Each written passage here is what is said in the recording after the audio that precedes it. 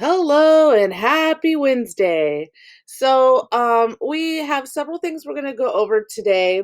Yesterday, you had a proof of practice that was due by 7 p.m. And so today, we're going to go over the four sketches with each person, and I'll go ahead and give grades and give some feedback about compositions. Another thing we're going to be doing is I'll be giving you class time to work on assignment number 8. Assignment number 8 for the critique will be due Monday. Okay, so that's where you're going to get feedback from your peers. So that will be worth 50 points. So I just want to make sure that everybody's aware of that. And let's see. I want you to keep in mind several things with assignment number 8 through 10.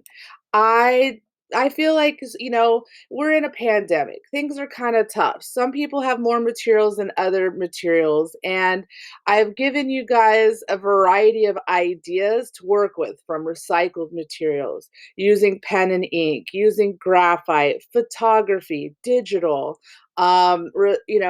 the materials are endless, from Prismacolor to watercolor. I gave out all these materials to those students who chose to come in and pick up materials. By the way, I have all of those forms of who checked out what, and I had to create a fine against you for graduation if you don't return those materials. So I just want you to know that yes, you have a fine on you. It's $80. And if you don't return the Prismacolors and the other materials, then they will not let you graduate without returning them, because I use them every year. So it's nothing to be stressed about. Just make sure you return them. I had a few students that left at the semester without talking to me, and they had Prismacolors, and that's not okay. Some of them went to continuation school, some of them are still at the school, so I just really needed to have those fines against them so I can guarantee that I get that money back or the materials back for the next class in the future. I don't have an endless supply of money that I can just buy things over and over again. So I just wanted to make sure that you were aware of that. Um, with assignment 8 through 10, yes, they're free of choice, but you must show practice. That's what is part of the evidence that the judges want to see. And whether you're in special studies or in AP, we must show practice. So, practice means that you've been thinking about it, you've been sketching. So, that's what I required yesterday for your proof of practice that we're going to go over today. You also needed to show inquiry. That means research. That's your EQs. That's your um, anything you found, that is about your topic. Anything about your topic.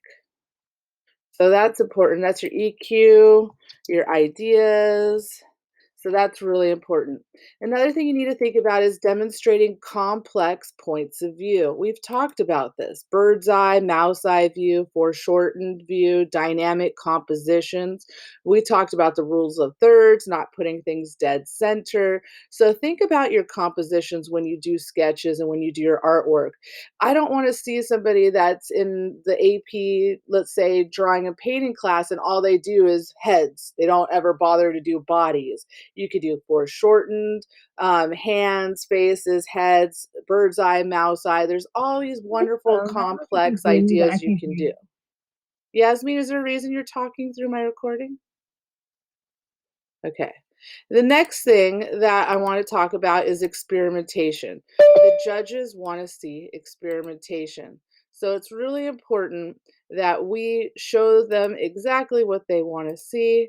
So that's why I've outlined it here as review, to remind you of all these things that you're supposed to be showing the judges. Okay? So I'm going to go ahead and end this recording, and we can talk about your sketches now, and I'll go ahead and grade those.